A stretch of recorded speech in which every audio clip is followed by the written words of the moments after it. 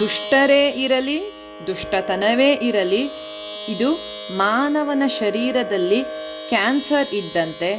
ಶಸ್ತ್ರಚಿಕಿತ್ಸೆಯಿಂದ ನಾವು ತೆಗೆದು ಹಾಕದಿದ್ದರೆ ಈ ಕ್ಯಾನ್ಸರ್ ಇಡೀ ಶರೀರ ವ್ಯವಸ್ಥೆಯನ್ನೇ ವಿಷಪೂರಿತಗೊಳಿಸಿ ಮನುಷ್ಯನನ್ನೇ ಹೇಗೆ ನಾಶ ಮಾಡುತ್ತೋ ಹಾಗೆಯೇ ಈ ದುಷ್ಟತನವೂ ಕೂಡ ಮನುಕುಲವನ್ನು ಸಂಪೂರ್ಣ ಭ್ರಷ್ಟಾಚಾರ, ಸಾವಿನಿಂದ ಹಾಳು ಮಾಡುತ್ತೆ. ಹಾಗಾಗಿ ದುಷ್ಟರನ್ನು ಶಿಕ್ಷಿಸೋದು ಅವಶ್ಯವಾಗಿದೆ. ಭಗವದ್ಗೀತೆಯ 4ನೇ ಅಧ್ಯಾಯದ 8ನೇ ಶ್ಲೋಕದಲ್ಲಿ ಸಜ್ಜನರ ರಕ್ಷಣೆ, ದುಷ್ಟರ ವಿನಾಶ, ಧರ್ಮದ ಪುನಃಸ್ಥಾಪನೆ, ಭಗವಂತನು ಯಾವಾಗಲೂ ನಾನು ಅವತರಿಸುತ್ತೇನೆ ಅಂತ ಶ್ರೀಕೃಷ್ಣರು ಹೇಳಿದ್ದಾರೆ.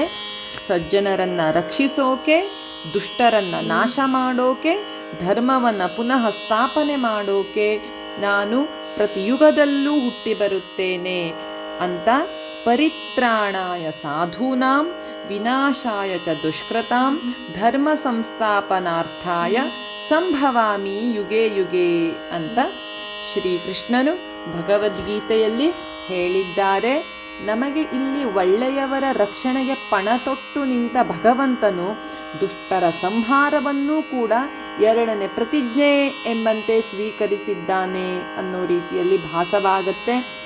ಇಲ್ಲಿ ಪರಿತ್ರಾಣಾಯ ಅಂದರೆ ಸಾಧು ಸಜ್ಜನರ ರಕ್ಷಣೆಗಾಗಿ, ವಿನಾಶಾಯ ಚ ದುಷ್ಕೃತಾಂ ದುಷ್ಟರ ಪಾಪಿಗಳ ನಾಶಕ್ಕಾಗಿ, ಹಾಗೆ ಧರ್ಮವನ್ನು ಸ್ಥಾಪಿಸುವ ಉದ್ದೇಶಕ್ಕಾಗಿ, ಸಂಭವಾಮಿ ಯುಗೆ ಯುಗೆ ನಾನು ಜನ್ಮವನ್ನು ತಾಳ್ತಾ ಇರ್ತೀನಿ, ಪ್ರತಿ ಯುಗದಲ್ಲೂ ಅವತಾರವನ್ನು ಎತ್ತುತ್ತೀನಿ ಅಂತ ಭಗವಂತರು ಹೇಳಿದ್ದಾರೆ.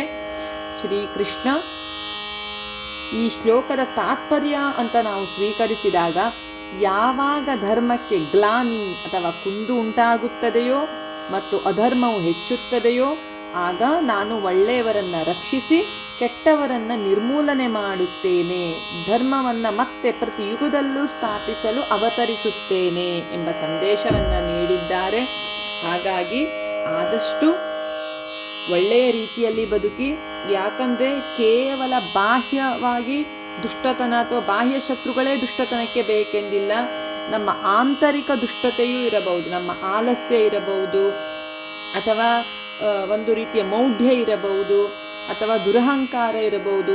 ಇವೂ ಕೂಡ ಒಂದು ರೀತಿಯಲ್ಲಿ ದುಷ್ಟರೇ. ಇವುಗಳನ್ನು ನಾವು ಭಗವಂತನ ಸ್ಮರಣೆಯ ಮೂಲಕ ನಾಶ ಮಾಡಬೇಕಾಗತ್ತೆ. ಹಾಗಾಗಿ ಆದಷ್ಟು ಒಳ್ಳೆಯವರಾಗಿ ಒಳ್ಳೆಯ ಆಲೋಚನೆಗಳನ್ನು ಮಾಡಿ ಒಳ್ಳೆಯತನದಿಂದ ನಿಮ್ಮ ಜೀವನವನ್ನು ನಡೆಸಿ ಭಗವಂತನ ಕೃಪೆಗೆ ಪಾತ್ರರಾಗಿ ಅಂತ ಹೇಳೋಕೆ ಇಷ್ಟಪಡ್ತೀನಿ. ಇದಕ್ಕೆ ನೀವೇನಂತೀರಾ?